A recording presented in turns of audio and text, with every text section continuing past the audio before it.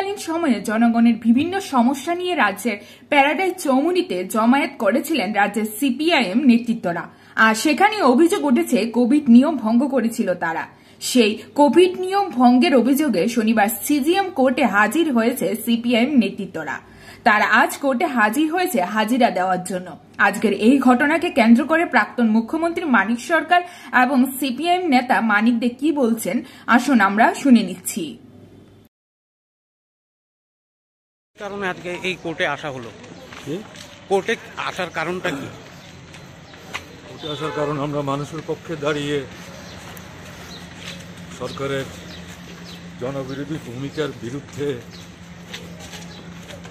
Covid পরিস্থিতিতে এবং অর্থনৈতিক অবস্থার যে সংকটজনক পরিস্থিতি তার বিরুদ্ধে আন্দোলন করতে গেছি। তার জন্য তারা আমাদের বিরুদ্ধে মামলা সাজিয়ে নিয়ে এসছে। কোর্ট আজকে কি বলেছে স্যার? তো কিছু বললো না, কোর্ট কিছু বলেনি। আমাদের তো 5 মিনিট মাত্র রাখতে।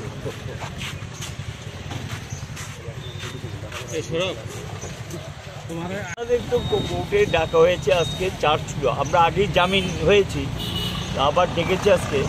আমাদেরকে জিজ্ঞাসা করেছে আপনাদের বিরুদ্ধে অভিযোগ, আপনারা নিয়ম ভঙ্গ করেছেন, আইন ভঙ্গ করেছেন, এটা ঠিক কিনা। আমরা কিন্তু অভিযোগ সত্য না, অভিযোগ সত্য নয় কিন্তু আমরা বলে দিয়েছি। তখন গিয়ে একটা নেক্সট ডেট দিয়েছে, ঠিক আছে আপনারা যান, এইটুকুই, আর অন্য কোনো কথাবার্তা হয়নি। আজকে কোর্টে কে কে এসছেন আপনারা?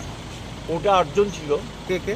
অভিজ্ঞ মেম্বার মানিক সরকার, বাদল চৌধুরী, তারপরে আমি ছিলাম, শঙ্কর দত্ত, পবিত্র কর, রমা দাস, কৃষ্ণলক্ষ্মী, মধুসূদন দাস।